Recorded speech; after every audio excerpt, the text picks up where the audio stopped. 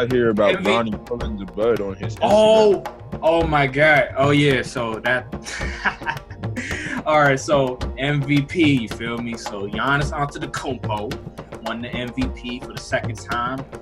Second straight year. My man, he averaged 29.5 points, 13 rebounds, 5 assists, shot, was it 50 plus from the field, had the all-time PER. So all I gotta say is, how you guys feel about Giannis winning the MVP, and do you think LeBron deserved to win the MVP? Yes. Wait. What? Murray, Jamal Murray. What? He got them all that way, son. Yo. Nate, you know what? I understand that this is a regular season award, right? I'm stuck in. Smoking with Bonnie James, but no cap. What? I'm stuck in playoff. He be smoking vultures with Bonnie. Anyway, like I was about to say, I was actually surprised he won. You know, I really hate the fact that they wait for so long for MVP. I wish they have it right after the season ends.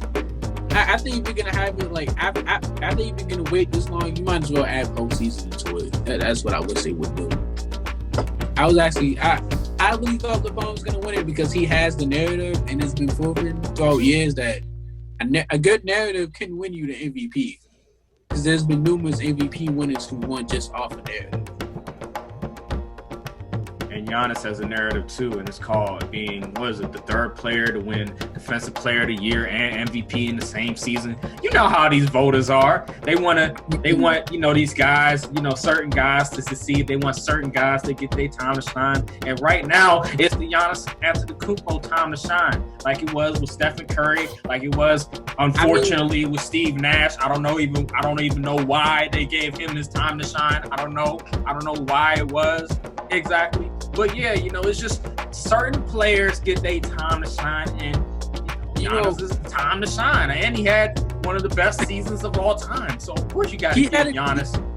Don't get me wrong, but yeah, he can wait. How old is he? Like 25? He's like what, 24, 25, around that age. He's 25, somewhere around there. He can wait. What? But this is the thing. I don't think it's about having a time to shine or being a narrative or anything. Like let's realize three things. He had the best overall record of everybody. He had numbers comparable to Shaq. This man was putting up 29 and 13. Let's think about that. And then number three, in addition to doing that, he also was Defensive Player of the Year.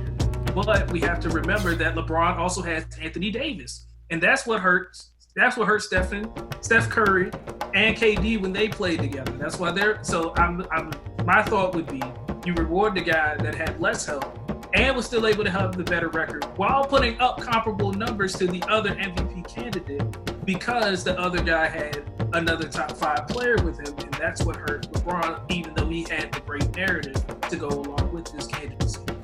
I mean, LeBron had numbers also. I mean, he damn near had a triple-double, 25, 10, and 7. You can't ignore that.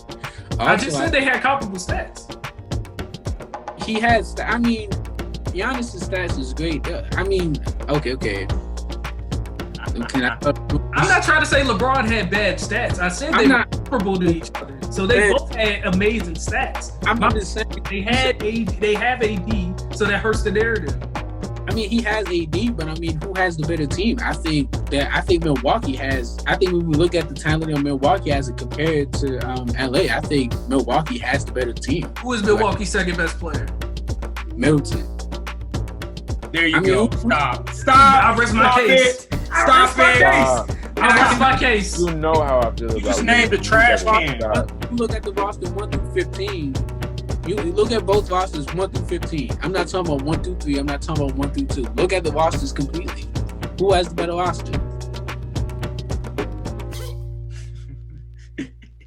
Lakers, of course. Like, come on now. You just named a trash can like Chris Middleton. He's a trash can. Come on now. I would say that Milwaukee has the better bench, but the Lakers might still have a better overall team because the role players are comparable to each other. The role players. I think the role players from Milwaukee are more comfortable to Giannis, in my opinion, than they are to. I think that team's better. I think that team is made excellent for Giannis. And to say that Middleton's a trash can, I think I'm surprised you would even say that, given the fact that Giannis, what do you do versus the Heat? What did Middleton do? Whoa, come on now. He was carrying him for a minute. I mean, you can't lie. Middleton was he was playing good ball. It's just Giannis just wasn't showing up for whatever reason. You making me take my shades off. Dude hasn't been good since he entered the bubble. Like, stop. What are you talking about? My man's been hot garbage. My man has been, bro, he's been stinking up the joint since he entered the bubble. Like, what do you mean? Like, him and Paul George, you ever seen, the Spider-Man meme where two guys, two Spider-Man guys, they point at each other? That's him and Paul George and how many more? Danny Green. Like, those three right there are very cool. They are hot garbage. They are trash. I don't know what you're talking about. All I'm saying is Middleton was kind of balling in Miami in that series. One game, really? We gonna talk about one game? One game he was balling out, like, seriously. And then didn't Giannis, he played in like some part of the game and he got injured. Matter of fact, wasn't Giannis like cooking the Heat for like a good minute in like the quarter or whatever? He had like 15, 16, 17 points. My man like only missed like 2 shots. Like, dude was balling. And then all of a sudden he went out and Chris Middleton, finally he did something good for once, because he was absolutely trash the other series. My man Giannis was by himself on an island alone. Like, he was like, where my soldiers at? Like, Eric Bledsoe, where you at? Brook Lopez, where you at? Dante DiVincenzo, where you at? I don't even know the other guys' names, but you get what I'm saying. Like, Giannis is trying to figure out, like, this is how LeBron feels when he was in Cleveland? Like, seriously. When I had Mo Williams made one All-Star team, and now people saying, oh, Mo Williams is really good. Same with Chris Middleton. Oh, he made an All-Star team. Oh, that man is really good. Oh, he averaged 20 points, so that means he's a star player. No, that doesn't mean he's really good. That just means he had a good regular season. When he went to the bubble, it was different story. Please stop. Giannis deserved the MVP at one of the all-time regular seasons. And to top it all off, he had a better PER than Wilt Chamberlain. And you know how I feel about Wilt Chamberlain and the 60s and 50s players and how overrated they are. No, I feel about them. He had better PER than them. But yeah, man. Hey, yeah, man. But yeah, that narrative stuff is a bunch of bull jive. LeBron James, I saw him talking about, people, y'all not watching basketball enough. All about narratives and stuff. Like they didn't do that for you. Like, seriously, like, come on now. You can't have it both ways. You can't say, oh, y'all all about narratives, but they did it for you. What are we talking about? Now, I will admit this, 2013, that Marc Gasol Defensive Player of the Year, that was some BS right there. How the heck is Marc Gasol Defensive Player of the Year? Let's be real. Huh? Like, seriously? Like, I'm looking at Marc Gasol now. Like, don't get me wrong, Marc Gasol is a good player, but Defensive Player of the Year? Was defense that bad back then? Were defensive players that terrible that Marc Gasol was Defensive Player of the Year? Like, I don't. That man started talking about the NBA in the 50s and 60s and then used the word bull jive. You are stuck. My God. I'm trying to prevent myself from cursing too much. Because there might be some little kid watching the show trying to, jot down information, trying to, put down information, because they looking at me as like the next the next superstar analyst and stuff. So they trying to. Host, we get 30 views on this channel. What are you talking about? I'm just, hey, you never know what you never know it. You gotta speak it into existence, bro. You gotta speak it into existence. Hey, that Raptors. This is all you want. I'm just giving you the reality. That Raptors video. Hey. Wait, hold up. I got you. Hey, the Raptors suck. Everybody on the Raptors. Kawhi ain't do nothing. Kyle Lowry ain't do nothing. Who else? Pascal Siakam didn't do nothing.